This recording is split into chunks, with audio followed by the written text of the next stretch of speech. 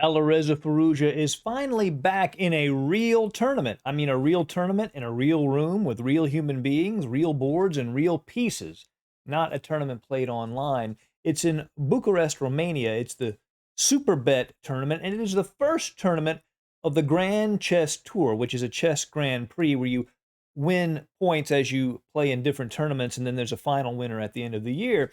Last year, in this tournament, Alireza finished 7th. He did not have a great tournament, but by the end of the Grand Chess Tour, he actually won the entire thing. He really picked up speed as the tour progressed. Now he's back, the Superbet, and his opponent, this is a very elite tournament. His opponent is none other than Wesley So. Firouzja has white, Wesley So has black. Let's jump right in. Firouzja begins with e4, e5, knight f3, knight c6, and bishop c4. Bishop c5 is played by Wesley So, and we have a standard Italian game. d3 is played, and that, of course, frees this bishop on c1. And Wesley So said after the game he didn't want to play knight to f6 and allow the pin on g5, so he plays d6 instead. c3, preparing a future d4, also giving the bishop a place to hide on c2. And the bishop goes to b6. Again, he wants to avoid playing knight to f6 and allowing that pin just yet. Castles is played by white. Now h6. Wesley So keeps Firouzja's pieces out of the g5 square. Knight b to d2. Now knight to f6 since the pin is not available. Bishop to b3. And here Wesley So plays a5. Not very common. In fact, it's only been played once before in my database. Now, I do not pretend to understand all of the subtleties of the move orders of this Italian game. Even strong grandmasters have trouble understanding it. But it's pretty simple, at least, that a5 gains space and allows the bishop on b6 to hide a little bit on a7. Rook to e1, defending e4, and perhaps Firouzja could use the knight f1 g3 maneuver that we're familiar with. He doesn't, but rook to e1 allows that later if he wants. Castles, and now h3, and Firouzja keeps a piece out of g4. Bishop to e6, directly challenging the light-squared bishop, and Firouzja could tuck it away on c2, but he actually decides to go ahead and take on e6. Now, usually, black is okay with this exchange because it gives him a half-open f-file. He can play queen to e8, knight h5, knight f4, for example, but Firouzja has a specific idea in mind. He plays knight to c4, directly putting pressure on the bishop on b6. That bishop has to move. And now bishop to e3. He challenges that bishop the same way his bishop was challenged. Wesley So takes it. And now Firouzja does not want to take with this pawn because his rook is not on the f-file. He wouldn't gain the advantage. So he goes ahead and takes with his rook. And a4 is played by Wesley So. And this pawn on a4 gains space, but it actually becomes a bit of a problem for black as the game progresses. It becomes a target of sorts. Firouzja goes ahead and breaks in the middle of the board. Pawn takes, pawn takes. Wesley So plays d5, hitting the pawn on e4 and the knight on c4. So pawns are exchanged, and now knight c to d2. And here we can sort of look at the imbalances in the position. White has a healthy kingside pawn majority, a bit of a target on d4, but he also has the ability to put a rook on c1 and put some pressure down the half-open c-file. Black, on the other hand, basically has this target on d4 we were talking about to work on, and he has some open lines as well. It's got the half-open f-file, for example. So queen to d6, threatening perhaps to come into f4 or b4, to put pressure on this pawn. So a3 stops the queen's entrance on b4 and fixes the a4 pawn in place as a potential weakness. So queen to f4, attacking the d4 pawn twice. Knight to b1 to allow the queen to defend it. And now knight to e4. He's anticipating the knight moving to c3, so he plays the knight to e4 immediately. Firouzja does play the knight to c3, knight c3, and rook c3. And it's possible that Firouzja will play rook to c5 and put some pressure on d5. He wants to keep pressure on this half-open file because Firouzja wants this knight on c6 to stay here and keep it from becoming active. So by keeping some pressure on the half-open c-file, he's able to keep that knight sort of pinned to that square. The queen comes back to d6, rook a to c1. If the knight moves, he would lose the c-pawn. So rook f7 to defend the c-pawn. Rook 1 to c2. Rook f4, again piling on the d4 pawn, rook to e3, and queen to f6. And we can see how Wesley So is definitely using the d4 point to maneuver his pieces. It's now attacked 3 times and only defended twice, so Firouzja has to defend it again. Rook to e8, the open file. Now rook to c5, putting some pressure himself on black's d5 pawn. Queen to d6 defends. The rook comes back to c3. Now, in this position, White would like to grab on a4, but he's got to be a little careful about back rank nonsense and the fact that the queen can control this square on h2. Let me get that clear. Can control this square on h2. But the White's threat basically is to play g3 and then grab a4. So the rook goes to e4, g3 is played, but now the rook goes to e2. Another possibility was knight a5, aiming at the weak c4 square, allowing White to take on a4, but after knight c4, Black has enough compensation for a pawn. But Black instead plays rook to e2, aiming at the b2 pawn. Rooks are exchanged. Queen to e6 was the computer's best move. The idea is you control the only open file. The queens could be exchanged on e2, but Wesley So, playing more aggressively, plays the queen to g6. And here, Firouzja could have played queen to d1, aiming at the a4 pawn, probably the best move in this position. But instead he plays the king to g2, obviously to keep his knight defended and avoid back rank checks. Now the queen goes to b1.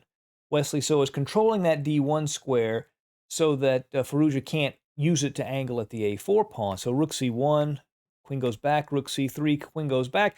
And this looks like an implicit draw offer from Wesley So. If Firouzja plays rook to c1, they could settle for a draw. But Firouzja, being Firouzja, wants to play on.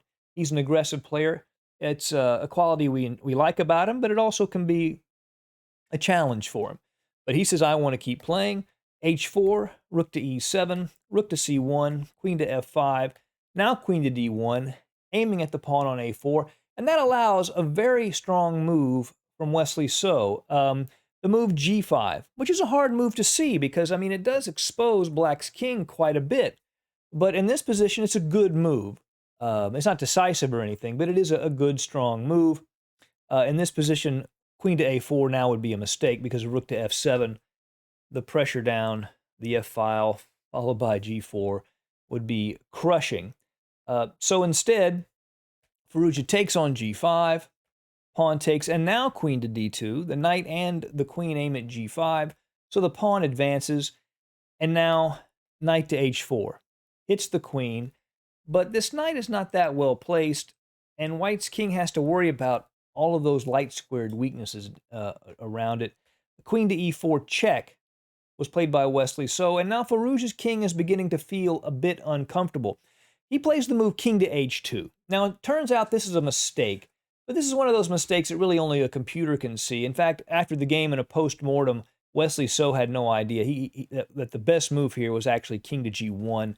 The reason is the king helps to defend the f2 square from g1. So king to h2 was an error, as it turns out. Now here, queen to d4 is played by Wesley So. If he takes with the knight, then queen to g5 check, and if rook to g7, queen to d8, since the knight no longer controls the d8 square, Black is going to be a draw in this particular case. If king to h7, rook to c7, and basically you'll just get an equal position, say knight f3, queen f3, and queen to h4 check. Basically, it's a draw. So to avoid that, Wesley So goes ahead and takes with the queen to g5 check, rook to g7, and it's very important that this knight is on c6 now because that same variation does not work because the knight controls the d8 square and White cannot check on that square. Queen goes to f5, and here if queen takes b2, queen to c8 check, king h7, queen f5 check, and again, White can hold with checks. But rook to f7 instead was played, and now if queen to c8 check, king to h7, and the rook will control f5, so there would be no checks after that. So after rook to f7, queen to g5 check, and king to f8. Now the rook and the queen both attack the f2 pawn. King goes to h1. Now here, if rook f2, rook to e1, after queen f6, maybe queen to g4, Black's still a bit better, but that's definitely not the best move. If queen to b2, then knight to g6 check, and you have a double check, and you don't want to mess with that. So Wesley So plays the strongest move, which is queen to e4 check, aiming at the king at h1. That king moves, and now king to e8, exclamation point.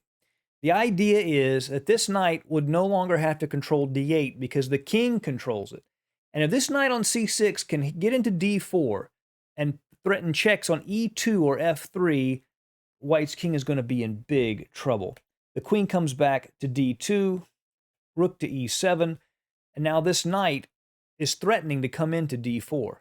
So rook to d1 is played by Firouzja to control the d4 square so the knight can't get in, but now the pawn advances instead. d4, queen to g5, and knight to e5. So the knight is coming in on a different square, the e5 square. Queen comes back to d2. d3 is played by Wesley So, threatening the queen to come into e2. Queen to f4, offering the exchange of queens. And the best move, it turns out, here was queen to e2. In this position of queen to a4 check, black can easily avoid the checks by just playing king to d8, queen to a8, king d7, and then c6, and black would be winning. But instead, he goes ahead and exchanges with Firouzja. Queens come off the board. Now knight to c4, aiming at the b2 pawn. Rook takes, knight takes. Now, can Firouzja find a way to survive in this position? He plays rook to c3, aiming at the c7 pawn. Rook to d7, king to g2, marching up. Obviously, he wants to come here and take this g4 pawn and use his f-pawn as an asset in the endgame. The knight goes to d3, king up, c5, and king takes g4. Now, in this position, b5 is played. Now these pawns are very fast, and they will roll, and if they play to b4, they will be with tempo against the rook. They're very fast here. Knight to f5, king to f7, king g5. Now rook to d5. Wesley So is threatening king to e6, winning the pinned knight on f5. So rook to c2, so he would be able to check the king if it comes to e6. Knight to e1 hits the rook to c3, knight to d3, rook to c2, and now b4, and the pawns begin to roll. Take takes, rook to c7 check, king to e8, king f6, king to d8, getting out of those checks. Rook to a7, and now b3 is played. These pawns obviously are very dangerous. Knight to e3 hits the rook to d6 check, and now b2, obviously just threatening the queen immediately. The rook moves behind the passed pawn, and now rook to d4, an extremely powerful move. Threatening rook to f4, check, but also threatening rook to b4 as an interference and blocking the rook so the pawn could advance in queen. The knight goes to c2, hitting the rook to f4, check, king g5, and now rook to f2, hitting the knight to a3, and rook to f1. And in this position, Alireza Firouzja resigned. The threat of bringing the rook to a1, hitting that knight. The knight moves, the pawn queens, and that is game over. So a disappointing first round for Firouzja fans, but it's been a very long time since he has sat down in a real tournament, and he didn't do that great in this tournament last year, but as the year went on, he caught up. I hope you've enjoyed the game. See you again soon at Chess Dog. Goodbye.